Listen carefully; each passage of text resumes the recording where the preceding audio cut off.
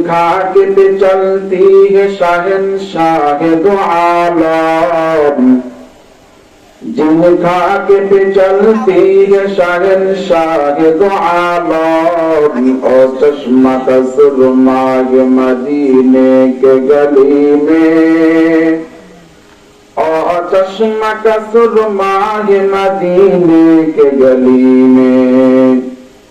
हर सिंध से आती है सदा अहले तमन्ना, हर सिंध से आती है सदा अहले तमन्ना, और महबूब का चर्चा है मदीने के गली में, और महबूब का चर्चा है मदीने के गली में। ईमान का हासिल नहीं बेइश्क मदीना, ईमान का हासिल नहीं बेइश्क मदीना, मरने की तमन्ना है मदीने के गली में, मरने की तमन्ना है मदीने के गली में। कलमा पढ़ो ला इलाहा इल्लल्लाह, ला इलाहा इल्लल्लाह, ला इलाहा। जवान ছেড়ে দিয়ে উচ্চ কণ্ঠে আল্লাহর নাম উচ্চারণ করি, লা ইলাহা ইল্লাল্লাহ, লা ইলাহা। একটু জোরে, লা ইলাহা ইল্লাল্লাহ, লা ইলাহা।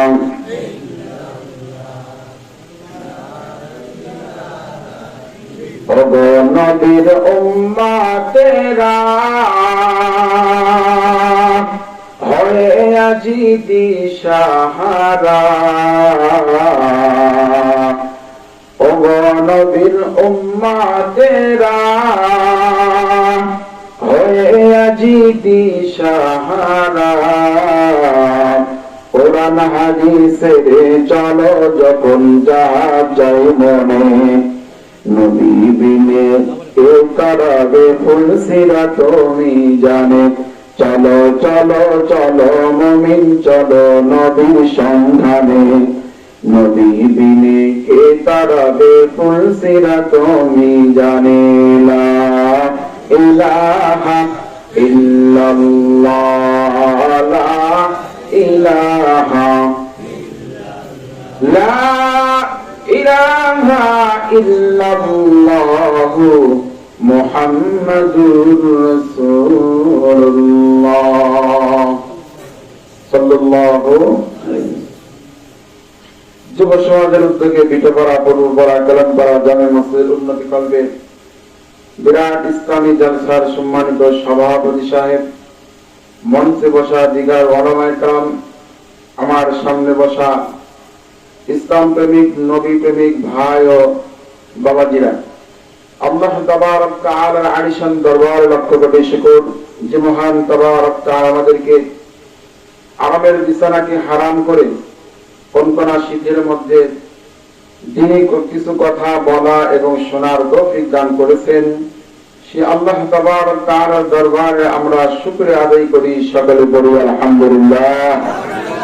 লক্ষ কোটি দুরূদ সালাম ওই মহান তার উপর যিনাকে আল্লাহ পাক রব্বুল আলামিন কুল কায়নাতের জন্য রহমত হিসেবে প্রেরণ করেছেন, সেই নবী পাকের উপর দুরূদ সালাম আমরা সকলেই পড়ি সাল্লাল্লাহু আলাইহি ওয়াসাল্লাম।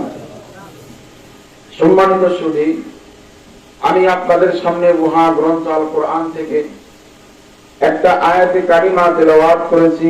নবী মুহাম্মদুর রাসূলুল্লাহ সাল্লাল্লাহু আলাইহি ওয়াসাল্লামের অসংখ্য অগণিত হাদিসের ভান্ডার থেকে ছোট্ট একটা হাদিসের টোপা আমি আপনাদের সামনে তেলাওয়াত করেছি। আমাকেও অল্প কিছু সময় আমলের নিয়তে কিছু কথা বলা, আপনাদেরকেও আমলের নিয়তে কিছু কথা শোনার আল্লাহ তাআলা তৌফিক দান করেন, বলেন আমিন। সম্মানিত সুধী, ওয়াজের তো অভাব নাই। আপনারা প্রতি জুমায় মসজিদের মিম্বার থেকে ইমাম সাহেব বয়ান করতেছেন, মাহফিল শুনতেছেন, এরপরে প্রত্যেকের পকেটে মাহফিল, প্রত্যেকের কাছেই মোবাইল আছে না নাই? সবাই ওয়াজ শুনতেছেন, কিন্তু আমাদের পরিবর্তন কি আছে? সবাই বলেন পরিবর্তন আছে? পরিবর্তন নেই। তার কারণ আমরা যখন দিনই নসিহত করব এবং শুনব, দিলের কানে শুনতে হবে, আমলের নিয়তে শুনতে হবে। বলেন কিসের নিয়তে?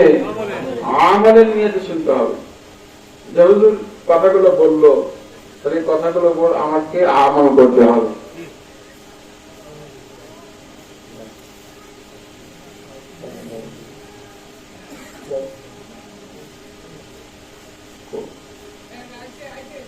প্রধান অতিথির আগমন, বলেন প্রধান অতিথির আগমন, প্রধান অতিথির আগমন। জনাব আলহাজ ডক্টর আব্দুল বাসিত খান আমাদের সামনে উপস্থিত হয়েছেন। ভিডিও পাড়ার পক্ষ থেকে, ভিডিও পাড়ার পক্ষ থেকে তাকবীর। এখন যা বলতেছিলাম, আমলের নিয়তে শুনতে হবে। যারা কাফের মুশরিক ছিলেন, যারা ইসলাম ধর্ম গ্রহণ করেছেন, একটা আয়াত তারা শুনেছেন, একটা আয়াত এমন ভাবে শুনেছেন, একটা আয়াত শোনার কারণে মূর্তি পূজা বাপদাদার ধর্ম ছেড়ে নতুন ধর্ম ইসলাম ধর্ম কবুল করেছে। আর আমাদের সামনে তো আগে বললাম ওয়াজের কোনো অভাব নাই, এরপরে আমাদের পরিবর্তন নাই। তার কারণ আমরা আমলের নিয়তে শুনি না। বক্তার কণ্ঠ ভালো শুনতেছি, বক্তা ফাটা দিয়ে গেল, কিন্তু কি বললো এর উপরে একটা আমল নাই। এরকম যে সারা রাত মাহফিল হয়, আপনি যদি একটা আমল না করেন, মাহফিলের লাভটা কি? কোন ফায়দা আছে? শুধু যে রাত জেগে মাহফিল শুনতেছেন, এটাই কষ্ট, তাছাড়া কিচ্ছু নাই। এই জন্য আমলের নিয়তে শুনতে হবে। একটা কথা যদি আপনি এখান থেকে শুনে যান, একটা কথা যদি আমল করেন, এমন একটা কথা হতে পারে আপনার জীবন পরিবর্তন আসতে পারে, আপনি জাহান্নামের পর থেকে জান্নাতে আসতে পারেন একটা কথা মানলে। এই জন্য আমরা সকলে আমলের নিয়তে শুনবো, শুধু কানের খোরাক দেব না। কণ্ঠ ভালো শুনলাম, কণ্ঠ পান না, মস্তিতে না, মজা নাই, মজা লাগতেছে না, উঠে চলে যায়। এমন ইতিহাস আছে, কিছু কিছু কিছু বক্তা ভালো আলেম, কণ্ঠ দিচ্ছে না, এমনি বক্তব্য দিচ্ছে, ভালো ভালো দামি কথা বলতেছে, পাবলিকের কাছে ভালো লাগে না। আর একজন কণ্ঠ আছে ভালো, কণ্ঠতে ওয়ান দিয়ে যাচ্ছে, হ্যাঁ ওই দ্বিতীয় বক্তে ভালো ছিল, প্রধান বক্তা কি বললো কিছুই বুঝলাম না। এই জন্য কানের খোরাক নেবেন না, রুহের খোরাক নেবেন। কিসের বলেন?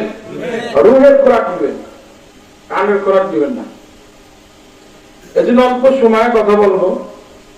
আমি যে আয়াতে কারিমা তেলাওয়াত করেছি এবং হাদিস তেলাওয়াত করেছি, আয়াত এবং হাদিসকে সামনে রেখেই আমি আমলের নিয়তে আপনাদেরকেও আমলের নিয়তে শুনতে হবে কথাগুলো। রাজা আছেন তো ইনশাআল্লাহ? যাই হোক, এই পৃথিবীতে আল্লাহ তাবারক তাআলা আমাদেরকে সৃষ্টি করেছেন, আমাদেরকে প্রেরণ করেছেন। বলেন আল্লাহ তাবারক তাআলার কোনো উদ্দেশ্য আছে না নাই? এটা আমরা যে মাহফিলের আয়োজন করেছি, এই মাহফিল যারা আয়োজক, তাদের উদ্দেশ্য আছে না নাই? আছে। তার কারণ উদ্দেশ্য ছাড়া কোন ব্যক্তি যদি কোনো কাজ করে, ও ব্যক্তিকে মানুষ পাগল বলবে। কি বলবে? পাগল বলবে। পাগলের কোন উদ্দেশ্য আছে কাজের? পাগলের কাজের কোন উদ্দেশ্য নাই, ওর মন যা করছে তাই করছে। এই জন্য আল্লাহ তাবারক তাআলা আমাদেরকে অযথা সৃষ্টি করেন নাই, অযথা বানান নাই। মনে করতেছেন সকালবেলা ঘুম থেকে উঠলাম, খাইলাম, গরুর জন্য ঘাস কাটলাম, দহন করলাম, বাজারে বিক্রি করলাম, আবার আসে সূর্যের কাজ করলাম, এই জন্য আল্লাহ তাআলা বানান নাই। বলতে পারেন তাহলে এগুলো করতে হবে না? এগুলো করতে হবে, এগুলো করতে হবে। হুজুর বলেছেন আপনাদের মসজিদের ইমাম সাহেব, মুসলমানের প্রত্যেকটি কাজ ইবাদত, কিন্তু ইবাদতটা করতে হবে আপনার মতে নয়, আমার মতে নয়, করতে হবে রাসূলের তরিকায়। পেশাব পায়খানা আপনি যাচ্ছেন, সেখানে যা নামাজ পড়তে পারবেন? নামাজ পড়তে পারবেন না। কিন্তু ওখানে ঢুকলে রাসূলের তরিকায় যদি ঢোকেন, ওখানেও আল্লাহ তাআলা ইবাদতের সওয়াব দিবে। সুবহানাল্লাহ। যদি আপনার তরিকায় ঢোকেন, একটা সওয়াব হবে না। একই জায়গায় প্রবেশ করতেছেন, বের হচ্ছেন, রাসূলের তরিকায় করলে সওয়াব, আপনার তরিকায় করলে একটা সওয়াব হবে না। এমনও কাজ আছে, অনেক দামি কাজ, আমি একটু পরে বলবো, যদি আপনার তরিকায় করেন গুনাহ হবে, রাসূলের তরিকায় করলে ওই কাজই সওয়াব হবে। সুবহানাল্লাহ। এই জন্য আল্লাহ তাআলা আমাদেরকে ওয়াজিব সৃষ্টি করেন। আল্লাহ তাআলা কোরআন কারীমের মধ্যে নিজেই বলেছেন। আল্লাহ তাআলা বলেন, আফাহাসিবতুম আন্নামা খালাকনাকুম আবাদান ওয়া আন্নাকুম ইলাইনা লা তুরজাউন। আল্লাহ তাআলা বলেন, আফাহাসিবতুম আন্নামা খালাকনাকুম, ও পৃথিবীর মানুষ, তোমরা কি মনে করো আমি তোমাদেরকে অযথা সৃষ্টি করেছি? সুম্মা ইলাইনা লা তুরজাউন, এবং আমার কাছে তোমাদেরকে ফিরে আসতে হবে না। আমি আপনাদেরকে প্রশ্ন করি, বলেন তো আল্লাহ তাআলার কাছে আমাদেরকে ফিরে যেতে হবে কি হবে না? সবাই বলেন হবে কি হবে না? এই পৃথিবীতে যে এসেছে তার একদিন এই দুনিয়া থেকে বিদায় নিতেই হবে, এটাই বাস্তবতা। পৃথিবীর বুকে যদি কোনো সত্য কথা হয়ে থাকে, এর চেয়ে সত্য কোনো কথা নাই। আপনাকে আমাকে একদিন এই দুনিয়ার থেকে বিদায় নিয়ে চলে যেতে হবে। পৃথিবীর বুকে যদি কোনো মিথ্যা কথা হয়ে থাকে, এর চেয়ে কোনো মিথ্যা কথা নেই। আমি আপনার এই দুনিয়াতে চিরকাল থাকব। আমি আপনার যদি চিরকাল থাকতাম, তাহলে আল্লাহ তাবারক তাআলার পরে যার সম্মান আমার আপনার নবী জনাবে মুহাম্মদুর রাসূলুল্লাহ সাল্লাল্লাহু আলাইহি সাল্লাম এই দুনিয়া থেকে বিদায় নিয়ে চলে যেতেন না। আমরা কি রাসূলের চেয়ে দামি? না। তাহলে সেই রাসূল আসবেন না গেছেন দুনিয়া থেকে বিদায় নিয়ে? তাহলে আমি আপনার কোন আশায় আশাবাদী হয়ে আছি যে আমরা চিরকাল থাকবো? এই জন্য আল্লাহ তাআলা বলেন, সুম্মা ইলাইনা লা তুরজাউন, ও পৃথিবীর মানুষ, একদিন আমার কাছে তোমাদেরকে ফিরে আসতে হবে। তবে আল্লাহ তাআলা এই আয়াতের মধ্যে দুটি কথা বলেছেন। এক নম্বর কথা হলো, আমি তোমাদেরকে অযথা সৃষ্টি করি নাই। দ্বিতীয় নম্বর কথা হলো, সুম্মা ইলাইনা লা তুরজাউন, তোমরা কি মনে করো আমার কাছে তোমাদেরকে ফিরে আসতে হবে না? তাহলে আল্লাহ তাবারক তাআলা আমাদেরকে কি জন্য সৃষ্টি করেছেন মুমিন?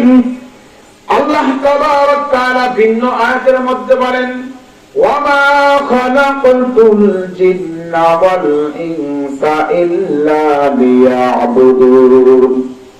আল্লাহ তাবারক তাআলা বলেন, আমি জিন এবং মানুষ জাতিকে আমি সৃষ্টি করি নাই, হ্যাঁ একটা কাজের জন্য আমি সৃষ্টি করেছি।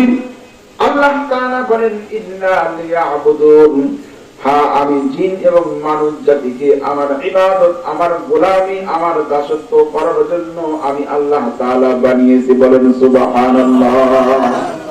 তাহলে পূর্বের আয়াতে আল্লাহ তাআলা বলতেছেন তোমাদেরকে অযথা সৃষ্টি করি নাই।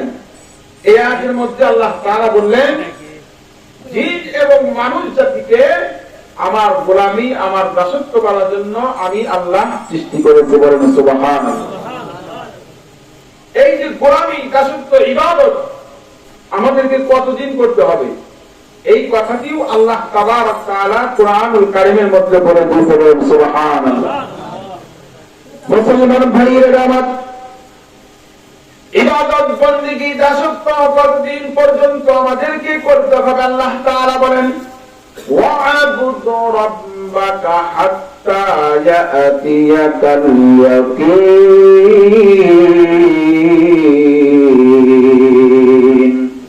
जिंदगी में बंदगी तू करना है, जिंदगी में बंदगी तू करना है, जिंदगी पे बंदगी शर्मिंदा है, जिंदगी पे बंदगी शर्मिंदा है। अल्लाह ताआला বলতেছেন ওয়াকুদ রাব্বাকা হাত্তা ইয়াতিয়াকাল ইয়াকিন। আল্লাহ তাআলা বলেন যতদিন পর্যন্ত তোমার কাছে আজরাইল না আসবে ততদিন পর্যন্ত তোমাকে বান্দা আমার গোলামি আমার দাসত্ব তোমাকে করতেই হবে। বলেন সুবহানাল্লাহ। তাহলে কতদিন পর্যন্ত আল্লাহর গোলামি চলবে? সবাই বলেন কতদিন চলবে? যতদিন পর্যন্ত আমার কাছে আপনার কাছে আজরাইল না আসবে ততদিন পর্যন্ত আমাকে গোলামি করতে হবে। কার জন্য বলেন? আল্লাহ।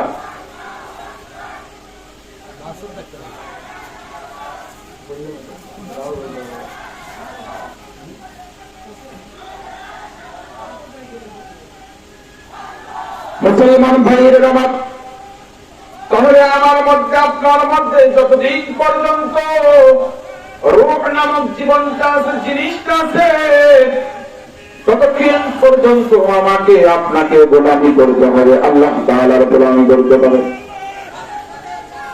লিল্লাহি তাকবীর, আল্লাহু আকবার, লিল্লাহি তাকবীর, আল্লাহু আকবার। প্রধান অতিথির আগমন, শুভেচ্ছা স্বাগতম, প্রধান অতিথির আগমন, শুভেচ্ছা স্বাগতম। বিজয় পাড়ার পক্ষ থেকে শুভেচ্ছা, বিজয় পাড়ার পক্ষ থেকে শুভেচ্ছা। লিল্লাহি তাকবীর। আমরা সকলেই অবশ্যই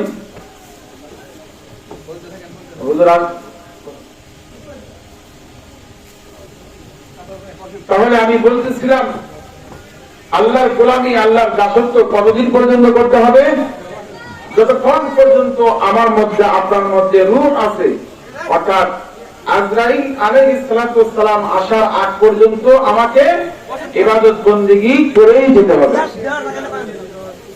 মুসলমান ভাইরা দাদা, তাহলে আমি আপনার যে ইবাদত বন্দেগী করব এটা কার তরিকায় করতে হবে, কেমনে করতে হবে, কোন নিয়মে আমাকে আপনাকে করতে হবে, কোন সিস্টেমে করতে হবে, এই জন্য জগতে আল্লাহ তাআলা নবী রাসূল প্রেরণ করেছেন।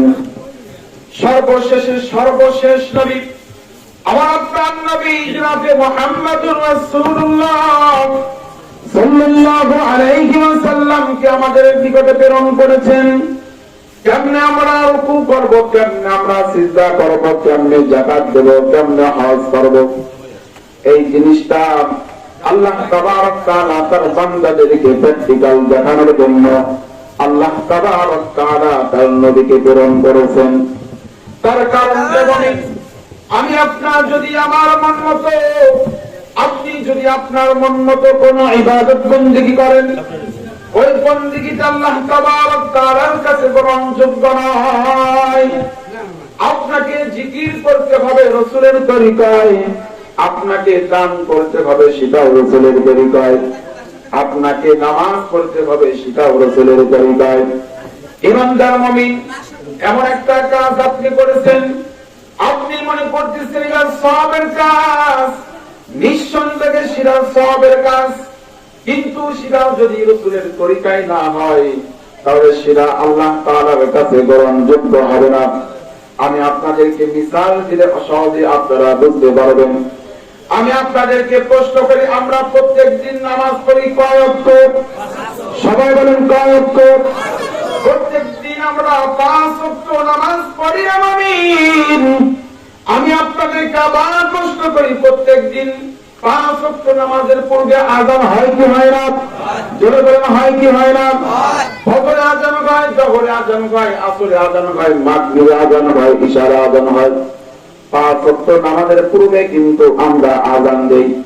এই আযান এমন একটা ইবাদত, এমন একটা বন্দেগী, রাসূল কারীম সাল্লাল্লাহু আলাইহি ওয়াসাল্লাম হাদিসের মধ্যে বলেছেন, যেদিন কিয়ামত সংঘটিত হবে সেদিন যারা এই দুনিয়াতে মসজিদের মিনারে দাঁড়িয়ে আল্লাহু আকবার স্লোগান দিয়েছে, অর্থাৎ মুয়াজ্জিন যারা নামাজের দিকে ডাকছেন, কিয়ামতের ময়দানে তাদের গর্দানটা, তাদের মাথাটা এরকম উঁচু হয়ে যাবে। সারা কিয়ামতের ময়দানে যত মানুষ আছে সবাই তাদেরকে চিনতে পারবে। এরা দুনিয়াতে মুয়াজ্জিন ছিল, মানুষকে নামাজের দিকে ডাকতো, মুয়াজ্জিন হাইয়া আলাস সালাহ বলে, হাইয়া আলাল ফালাহ বলে। সমস্ত মানুষ সেদিন তাদেরকে চিনবে। এরা মুয়াজ্জিন ছিল, দুনিয়াতে মুয়াজ্জিন ছিল। আযানের মর্তবা যে দেয় তার মর্তবা এত আল্লাহ তাআলা বৃদ্ধি করে দিবেন। আমি আপনাদেরকে আবার প্রশ্ন করি, বলেন তো জানাজা নামাজ নামাজ কিনা? সবাই বলেন জানাজা নামাজ নামাজ কিনা? দুই ঈদের নামাজ নামাজ কিনা? সবাই বলেন দুই ঈদের নামাজ নামাজ কিনা? তাহলে জানাজা নামাজ নামাজ, দুই ঈদের নামাজ নামাজ। কোন পণ্ডিত যদি, কোন মুন্সি যদি ফতোয়া দেয় 5 ওয়াক্ত নামাজের পূর্বে আযান হয়, আমি কি করব? জানাজার নামাজের পূর্বে আযান দেব। বছরে মাত্র 2টা ঈদ, ঈদের নামাজ পড়ে আযান হয় না।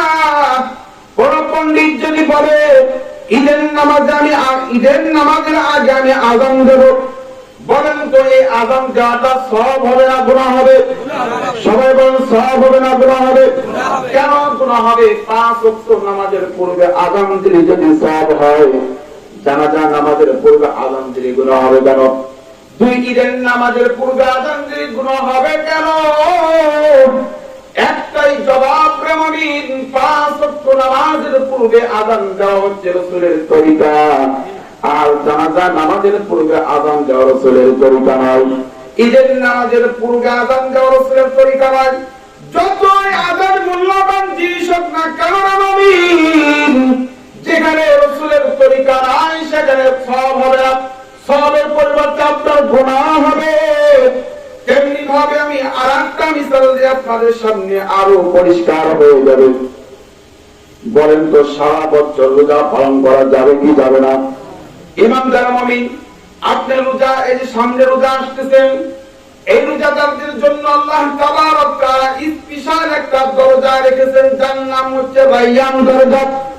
যারা এই দুনিয়াতে দৃঢ় বিশ্বাস নিয়ে, ঈমান নিয়ে যারা রমজানের রোজা পালন করবে, আল্লাহ তাবারক তাআলা তাদের পূর্বের এবং পরের 1 বছরের গুনাহ আল্লাহ তাআলা মাফ করে দিয়ে, বলেন সুবহানাল্লাহ। আর সারা বছর আপনি নফল রোজা রাখতে পারবেন। কিন্তু মুমিন, এত বড় গুরুত্বপূর্ণ একটা ইবাদত রমজানের রোজা রাখা এবং নফল রোজা রাখা, কিন্তু বছরে 5টা দিন রোজা রাখা হারাম। বলতে পারেন হুজুর কোন 5টা দিন রোজা রাখা হারাম? রাসূল কারীম সাল্লাল্লাহু আলাইহি ওয়াসাল্লাম বলেছেন, 2 ঈদের দিন এবং কুরবানি ঈদের পরে 3 দিনে 5টা দিন রোজা রাখা মুসলমানের জন্য হারাম।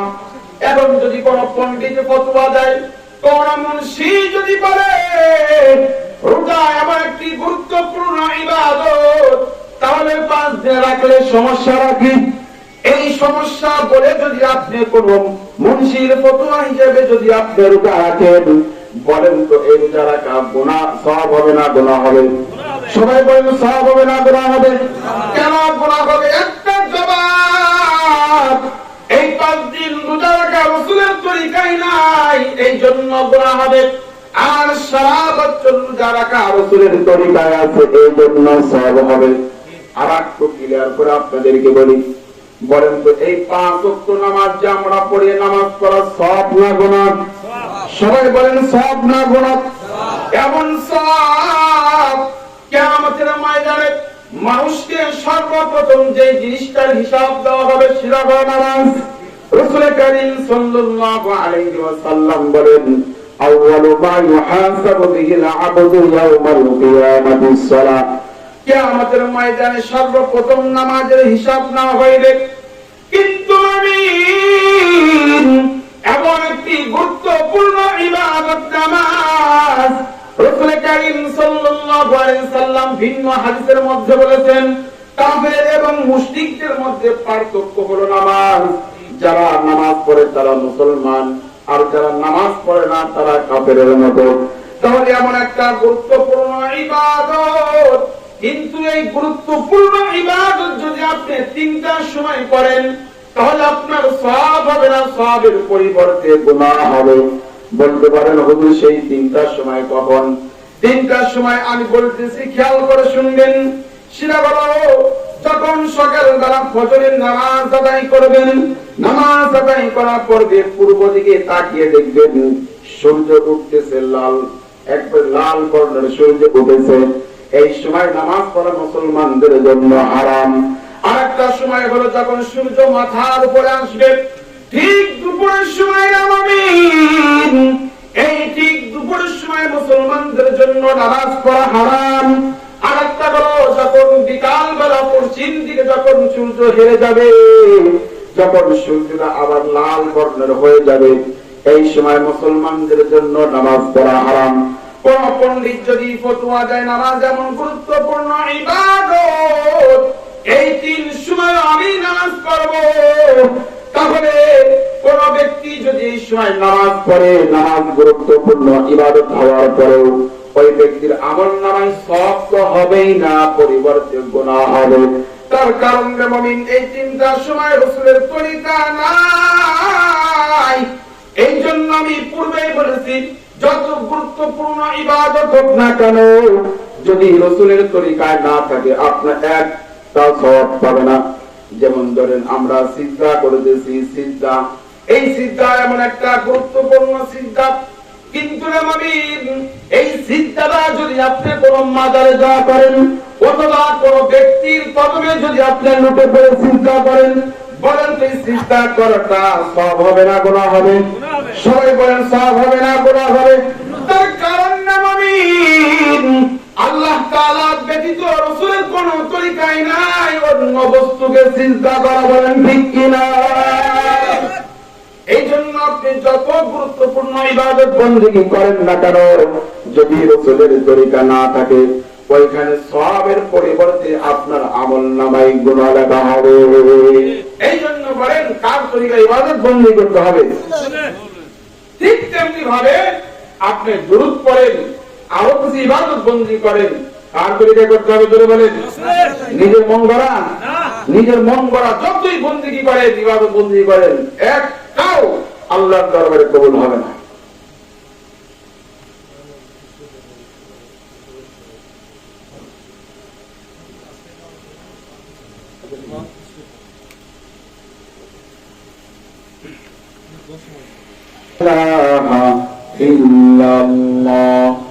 লা ইলাহা ইল্লাল্লাহু মুহাম্মাদুর রাসূলুল্লাহ।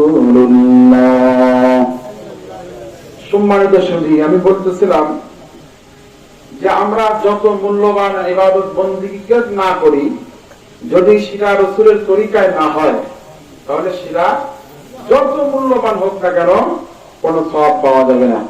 আমি কয়েকটা মিসাল আপনাদেরকে দিয়েছি, জানাজা নামাজ দিয়ে, রোজা দিয়ে এবং নামাজ দিয়ে। আমরা যে প্রতিদিন 5 ওয়াক্ত নামাজ পড়ি, এই নামাজ দিয়ে 3টা মিসাল কিন্তু আমি আপনাদের সামনে দিচ্ছি। এই জন্য আপনাদের বুঝতে বাকি নয়। এই জন্য যে কোনো ইবাদত আমরা করব, এখানে তরিকা দেখতে হবে কার? বলেন রাসূলের। এই রাসূলের তরিকায় যে আমরা করব, এই জিনিসটা কখন আসবে? যখন রাসূলের মহব্বত অন্তরে আসবে। যখন রাসূলের মহব্বত অন্তরে আসবে, তখন অটোমেটিক ভাবে রাসূলের কাজকর্ম আমাদের মধ্যে অটোমেটিক ভাবে চলে আসবে। এই জন্য মহব্বত, ভালোবাসা, এই ভালোবাসা জিনিসটা এমন একটা দামি জিনিস, মূল্যবান জিনিস। এই মহব্বত নামক জিনিসটা আল্লাহ তাআলা প্রথমত 100 ভাগ করেছে। কয় ভাগ? জোরে বলেন। সবাই বলেন কয় ভাগ করেছেন? 100 ভাগ করেছেন। 100 ভাগ করার পরে 99 ভাগ ভালোবাসা, মহব্বত আল্লাহ তাআলা নিজের জন্য রেখেছে, বলেন সুবহানাল্লাহ। আর অবশিষ্ট 1 ভাগ, এটাকে আবার 100 ভাগ করছেন। 100 ভাগ করার পরে 99 ভাগ মহব্বত, ভালোবাসা আল্লাহ তাবারক তাআলা তার রাসূলকে দিয়েছে, বলেন সুবহানাল্লাহ। আর বাকি কয় ভাগ ভালোবাসা বাঁচলো? 1 ভাগ। এই 1 ভাগ ভালোবাসা শুধু মানুষকে দেয় নাই, যত প্রাণী আল্লাহ তাআলা সৃষ্টি করেছেন সমস্ত প্রাণীর মধ্যে আল্লাহ তাআলা 1 ভাগ ভালোবাসা আল্লাহ তাআলা দিয়ে দিয়েছে, বলেন সুবহানাল্লাহ।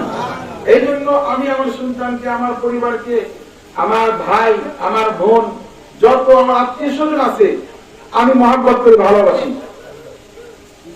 আবার এই একবার বাঘের মধ্যে থেকে আল্লাহ তাআলা বলেন যে গাভী, এই গাভীকেও কিছু ভালোবাসা দিয়েছেন। এই জন্য গাভী তার বাচ্চা গাভীকে ভালোবাসে। সাপের মধ্যেও দিয়েছেন, সাপ তার বাচ্চাকে ভালোবাসে। এই ভালোবাসার জিনিসটা, এটা একটা ইবাদত। আপনি যদি একটা প্রাণীকেও ভালোবাসেন, হয়তো এই ভালোবাসার কারণে আল্লাহ তাআলা আপনাকে জান্নাত দিতে পারে। বলুন সুবহানাল্লাহ। মুসলমান ভাইয়েরা আমার,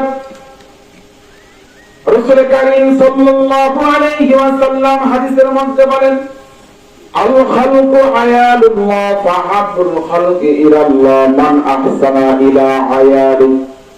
রাসূল কারীম সাল্লাল্লাহু আলাইহি ওয়াসাল্লাম বলেন, এই পৃথিবীতে যত মাখলুক আছে, শুধু মানুষ নয়, যত মাখলুক আল্লাহ তাআলা সৃষ্টি করেছেন, রাসূল বলেন সমস্ত মাখলুক হচ্ছে আল্লাহ তাআলার পরিবার। আল্লাহ তাআলার কাছে ওই ব্যক্তি সবচেয়ে প্রিয়, সবচেয়ে ভালোবাসার, যে তার মাখলুকাতের সাথে ভালো ব্যবহার করে। বলেন সুবহানাল্লাহ। কোন মাখলুকাতের সাথে যদি আপনি ভালো ব্যবহার করেন, হতে পারে সেটা মুসলমানদের জন্য হারাম। যেমন আপনারা ঘটনা শুনেছেন, বুখারী শরীফের হাদিসের মধ্যেও আছে, একজন ব্যভিচারিণী মহিলা ব্যভিচার করে রাস্তা দিয়ে আসতেছেন, বাড়ির দিকে আসতেছেন। আসার সময় তিনি দেখতে পেলেন একটা কুকুর, সেই কুকুরটা পানির তৃষ্ণার্তের কারণে জিহ্বাটা বের করে দিয়ে নাড়াচাড়া করতেছে। ব্যভিচারিণী মহিলা চিন্তা করলেন, এই কুকুরটা পানির তৃষ্ণার্তের কারণে এরকম করতেছে, এই জন্য ব্যভিচারিণী মহিলা 24 ঘন্টা জিনাহের মধ্যে এমন একটা পাপাচারের মধ্যে তিনি লিপ্ত থাকতেন। সেই কুকুরটার প্রতি তার দয়া আসলো, ভালোবাসা আসলো, মহব্বত আসলো। এই জন্য কুকুরটাকে পানি পান করার জন্য কি করলেন, তিনি চেষ্টা করলেন, এদিক সেদিক পানি তালাশ করে পানি পায় না। তিনি একটু দূরে যা দেখলেন, একটা কূপের মধ্যে পানি আছে, কিন্তু অনেক গভীরে পানি। কিভাবে মহিলা পানি উঠাইবে চিন্তা ভাবনা করে, তার পায়ে ছিল চামড়ার মোজা এবং তার শরীরে ছিল ওড়না। তার চামড়ার সাথে ওড়নাটা বাঁধলেন, বাঁধার পরে কূপের মধ্যে ছেড়ে দিলেন।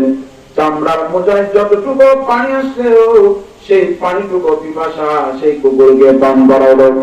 নবী কারীম সাল্লাল্লাহু আলাইহি ওয়াসাল্লাম বলেন, ও আমার উম্মত, উম্মতিরা, এই বেশ্যা মহিলা, পাপাচারিণী মহিলা আল্লাহ তাবারক তাআলার একটা প্রাণীর সাথে এতটুকু ভালো ব্যবহার করার কারণে আল্লাহ তাবারক তাআলা তার জিন্দেগীর तमाम গুনাহগুলো মাফ করে দিয়েছেন এবং ওই মহিলার জন্য আল্লাহ তাবারক তাআলা জান্নাত বরাদ্দ করেছেন। বলেন সুবহানাল্লাহ। মুসলমান ভাইদের পক্ষান্তরে একজন মহিলা একটা বিড়াল পালতো, বিড়াল। এই বিড়ালটি তিনি খাঁচার মধ্যে বন্দী করে রেখেছে, ঠিক মতো খাইতে দিত না, খাওয়ায়া ওই মহিলাটা ওই বিড়ালকে না খাইতে দিতে তিনি বিড়ালটা মারা যায়, দুনিয়া থেকে বিদায় নিয়ে চলে গেল। রাসূল কারীম সাল্লাল্লাহু আলাইহি ওয়াসাল্লাম বলেন, যেহেতু আল্লাহ তাবারক তাআলার পরিবার সব প্রাণী, এই জন্য একটা প্রাণীর সাথে খারাপ ব্যবহার করার কারণে এই মহিলাটাকে আল্লাহ তাবারক তাআলা জাহান্নামে দিবে। বলেন নাউযুবিল্লাহ। তার কারণ বলেন নবী কারীম সাল্লাল্লাহু আলাইহি ওয়াসাল্লাম বলেন, ইরহামু মান ফিল আরদি ওয়া ইয়ারহামু মান ফিস সামা। আল্লাহ রাসূল সাল্লাল্লাহু আলাইহি ওয়াসাল্লাম বলতেছেন, ও পৃথিবীর মানুষ, তোমরা সমস্ত প্রাণীর সাথে ভালো ব্যবহার করো, তাহলে আসমানের মালিক আল্লাহ তাবারক তাআলা তোমাদের সাথে ভালো ব্যবহার করবে। বলেন সুবহানাল্লাহ। তাহলে এখানে দুইটা হাদিস আমি আপনাদের সামনে উল্লেখ করলাম। একটা নাপাক প্রাণী কুকুর, তার সাথে ভালো ব্যবহার করে জান্নাতে চলে গেল। আর একটা নাপাক প্রাণী বিড়াল, এই বিড়ালের সাথে ভালো খারাপ ব্যবহার করার কারণে ওই মহিলাটা জাহান্নামে গেল। তাহলে আমি আপনাদের কাছে প্রশ্ন করি, আপনারা বলেন তো